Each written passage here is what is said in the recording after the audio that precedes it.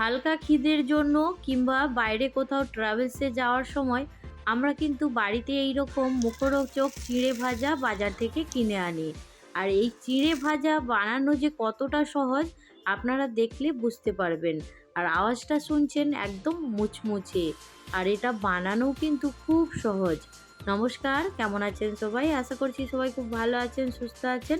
মৌসুমী রকমারি রান্নাতে আপনাদেরকে আবারও একবার অনেক অনেক স্বাগত। প্রতিদিনের মতো আজও একটা সুন্দর রেসিপি আপনাদের সঙ্গে শেয়ার করছি। আর এই রেসিপিটা বানানো কিন্তু খুব সহজ। আপনারা একবার দেখলে যে কেউ বানিয়ে নিতে পারবে। আমরা বাইরে কোথাও ট্রাভেলসে গেলে তখন হালকা খিদের জন্য এই রকম কিন্তু চিড়ে ভাজা আমরা বাজার থেকে কিনে নিয়ে আসি। তো চলুন আজকে একদম সহজ পদ্ধতিতে আপনাদেরকে এই চিড়ে ভাজার রেসিপিটা শেয়ার করব। আর যদি ভালো লাগে অবশ্যই একটা লাইক দিয়ে দেবেন। আমি অনেক দিন পরে আবার ভিডিও নিয়ে এসেছি, তো অবশ্যই ভালো লাগলে সম্পূর্ণ ভিডিওটা দেখবেন। আর যদি বেশি ভালো লাগে আমার চ্যানেলটা সাবস্ক্রাইব করে পাশে থাকবেন। তো এইখানে দেখতে পাচ্ছেন আমি চিড়ে ভাজাটাকে সুন্দর করে একটু সাজিয়ে নিয়েছি। তো চলুন এবার ঝটপট করে বানানোটা শুরু করছি। এবার দেখুন বন্ধুরা, এইখানে আমি 200 গ্রামের মতো চিড়ে নিয়েছি, দেখতে পাচ্ছেন। আর চিড়েটা একটা জালির মধ্যে রেখেছি কেন, চিড়ের মধ্যে অনেকটাই কিন্তু নোংরা থাকে, গুঁড়ো থাকে। আর এই রকম জালি দিয়ে একটু চেলে নিলে তাহলে যে এক্সট্রা গুঁড়োটা ময়লাটা থাকবে সেটা কিন্তু বেরিয়ে যাবে। সেই জন্য এইরকম একটা জালির মধ্যে নিয়েছি। আর এইখানে দেখুন একটা বাটির মধ্যে আমি হাফ চামচ পরিমাণে নুন নিয়েছি। আর এইখানে 2 চামচ পরিমাণে জল দিয়ে দিয়েছি। এবার নুনের সঙ্গে খুব ভালো করে জলটা মিশিয়ে নিচ্ছি। জলটাকে সুন্দর করে মিশিয়ে নেওয়ার পরে এবার চিড়ের মধ্যে হালকা হালকা করে অল্প অল্প জল দিয়ে চিড়েটার সঙ্গে মাখিয়ে নেব।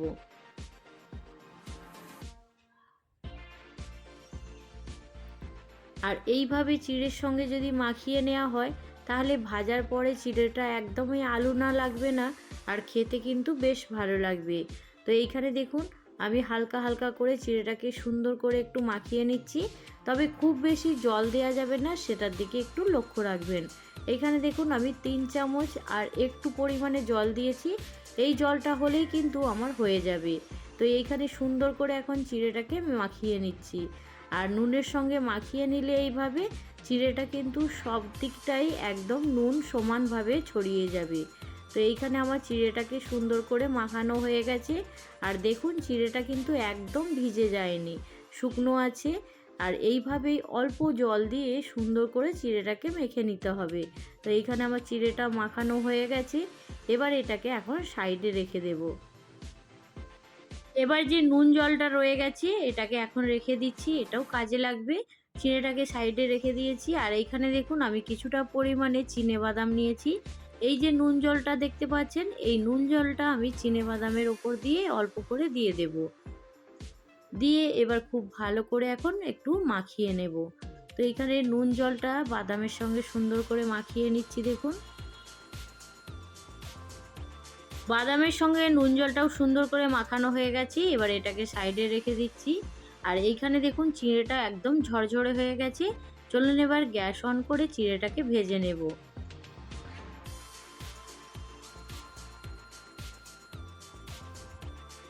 গ্যাস অন করে এইখানে আমি একটা কড়া গরম করে নিয়েছি। আর তার মধ্যে দেখুন রিফাইন তেল দিয়ে দিলাম। তবে এটা কিন্তু সর্ষের তেলে ভাজা যাবে না, সেই জন্যই চেষ্টা করবেন বাড়িতে রিফাইন তেল দিয়ে ভাজার জন্য। আমি দেখুন বেশ অনেকটা পরিমাণে তেল দিয়ে দিয়েছি। এবার তেলটাকে খুব ভালো করে গরম করে নিচ্ছি। আর চিড়ে ভাজার ক্ষেত্রে কিন্তু তেলটাকে সুন্দর গরম করে নিতে হবে, খুব সুন্দর করে একদম হাই ফ্লেমে। আর এইখানে দেখুন হাই ফ্লেমে তেলটাকে গরম করে নেওয়ার পরে আমি 1 মুঠো পরিমাণে চিড়ে এখানে তেলের মধ্যে দিয়ে দিয়েছি। তবে কিন্তু খুব বেশি চিড়ে দেওয়া যাবে না, তেলের পরিমাণ হিসেবে আপনারা চিড়েটা দেবেন। তো এইখানে দেখুন চিড়েটা দেওয়ার সঙ্গে সঙ্গে চিড়েটা ভাজা হয়ে গেছে। চিড়ে ভাজতে খুব বেশি সময় লাগবে না, একটু নাড়াচাড়া করে নিলেই চিড়েটা ভাজা হয়ে যাবে। তো এইখানে দেখুন চিড়েটাকে আমি এখন একটা প্লেটের মধ্যে তুলে নিচ্ছি। একদম কম সময়ে ঝটপট বানিয়ে নিতে পারবেন এই রকম একটা রেসিপি। আর বাজার থেকে তো আমরা প্রায় এইসব কিনে খাই, তো বাজারের অনেক রকম এই তেল ভেজাল করা তেলে ভাজা হয়। আর আপনারা যদি বাড়িতে বানিয়ে থাকেন তাহলে কিন্তু একদম সুন্দর বাড়িতে বানানো যাবে, আর তার মধ্যে কোনো রকম ভেজাল থাকবে না। এইখানে চিঁড়েগুলোকে সুন্দর করে আমি এখন তুলে নিয়েছি, আরও একবার চিঁড়ে দিয়ে সুন্দর করে এখন দেখুন ভেজে নিচ্ছি। আর চিঁড়েটা তেলের মধ্যে দেওয়ার সঙ্গে সঙ্গেই কিন্তু ভাজা হয়ে যাবে। আর গ্যাসের ফ্লেমটা আবারও বলবো হাই হিটেই রাখতে হবে, গ্যাসের ফ্লেমটাকে কিন্তু লো ফ্লেমে রাখা যাবে না, তাহলে কিন্তু চিঁড়ের মধ্যে অনেকটা পরিমাণে তেল চলে আসবে। এইখানে দেখুন আপনাদের সঙ্গে কথা বলতে বলতে আমি চিঁড়েটাকে একদম সুন্দর করে সব ভেজে নিয়েছি।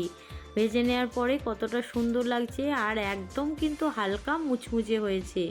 এবার যে বাকি তেলটা আছে এই তেলের মধ্যে বাদামগুলোকে ভেজে নেব। বাদামটা যখন ভাজবেন তখন কিন্তু গ্যাসের ফ্লেমটা লো টু মিডিয়ামে রেখে একটু উল্টে পাল্টে একটু সময় নিয়ে বাদামটাকে ভেজে নিতে হবে, আর না হলে কিন্তু বাদামটা একদম কালো হয়ে যাবে, ভেতর থেকে ভাজা হবে না, খেতে ভালো লাগবে না। এখানে দেখুন আমি সুন্দর করে একটু নেড়ে চেড়ে বাদামটাকে ভেজে নিয়েছি, এবার এটাকে তুলে নিচ্ছি।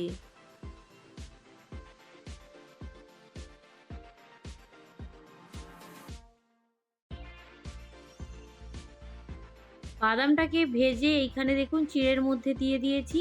এবার এর টেস্টটাকে আরও বাড়ানোর জন্য আমি এইখানে কারি পাতা নিয়েছি। আর কারি পাতা কিন্তু তেলের মধ্যে দেওয়ার সঙ্গে সঙ্গেই খুব ফাটাফাটি শুরু হয়ে যায়, সেই জন্য গ্যাসের ফ্লেমটা একদম লো ফ্লেমে রাখবেন। তারপরে তেলটা যখন ঠান্ডা অবস্থায় থাকবে সেই রকম টাইমেই কারি পাতাটা তেলের মধ্যে দিয়ে দিতে হবে, তাহলে কিন্তু আর একটুও ফাটবে না। তো এইখানে দেখুন কারি পাতাগুলো সুন্দর ভাজা হয়ে গেছে। এবার এখান থেকে আমি ডাল থেকে একদম সুন্দর করে নিয়ে নিয়েছি। এবার এটাকে খুব ভালো করে এখন মিশিয়ে নিচ্ছি। তো দেখলেন তো বন্ধুরা, একদম কম সময়ে ঝটপট করে এইরকম একটা মুখরোচক নাস্তা বলুন কিংবা টিফিন ট্রাভেলসে যাওয়ার জন্য এই চিড়ে মুচমুচে চিড়ে ভাজাটা তৈরি হয়ে গেছে।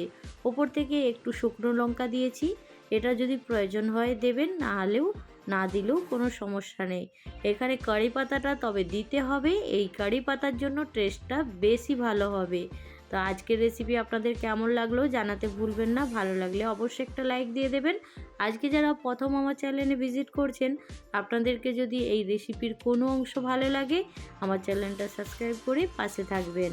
তো আজকের রেসিপি এইখানেই শেষ করছি, পরবর্তী রেসিপি নিয়ে খুব তাড়াতাড়ি আরও একটা নতুন ভিডিওর সঙ্গে দেখা হবে। সবাই ভালো থাকবেন, সুস্থ থাকবেন, বাই।